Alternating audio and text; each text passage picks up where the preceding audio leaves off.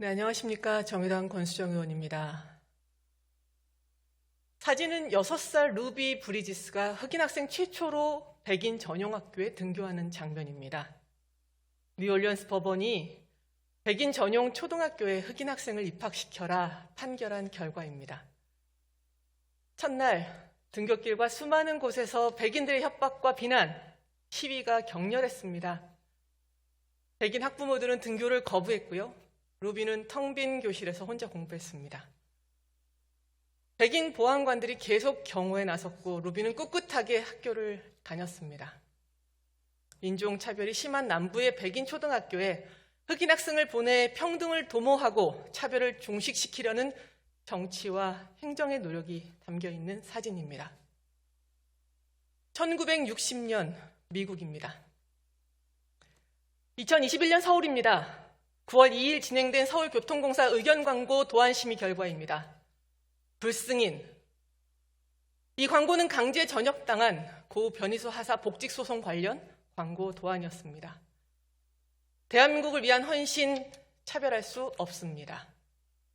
고 변희수 하사의 삶과 죽음을 기리고 차별과 혐오 없는 사회로 나아가자는 공익적인 이 광고는 불승인되었습니다. 이유가 무엇일까요? 서울시는 지금 차별할 수 없다는 말조차 차별하고 있습니다. 서울 퀴어 문화축제 조직위원회의 비영리 사단법인 설립 신청에 대해서도 서울시는 불허 통보를 하였습니다. 이번에도 비슷한 이유입니다. 사회적 갈등과 공익 그리고 반대 집회가 예상된다는 것이었습니다. 공익이라는 말은 참으로 사무칩니다. 사회적 갈등이란 말도 마찬가지입니다.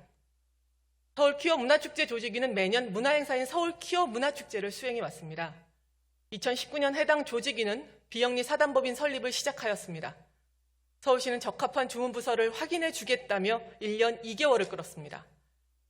문화예술과는 배정되고 나서도 6개월 동안 서류 보완을 요구했습니다. 2021년 5월 12일 요건이 완료되었다고 부서는 알렸습니다.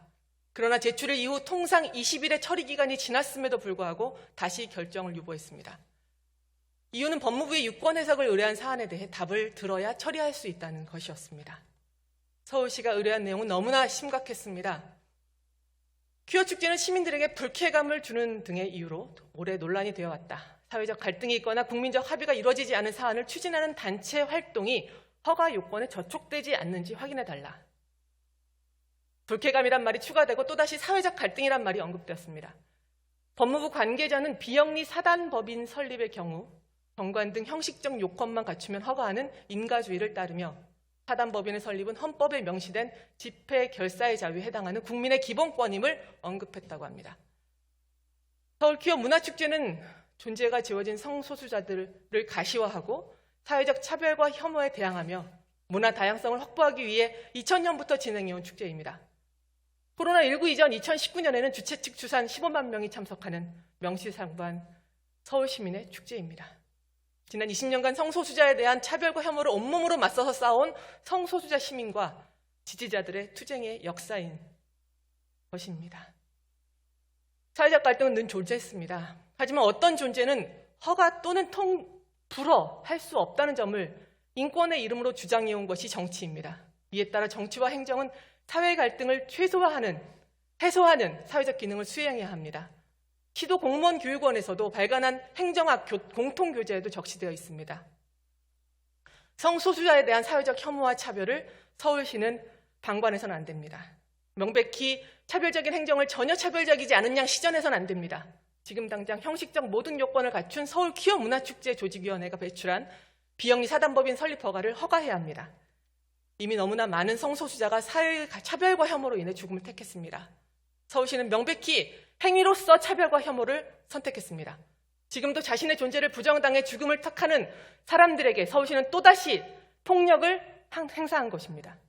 누군가 당신의 존재를 불허한다고 한다면 당신은 어떻게 대답하시겠습니까? 역사는 우리의 이 결정을 이렇게 기록할 것입니다.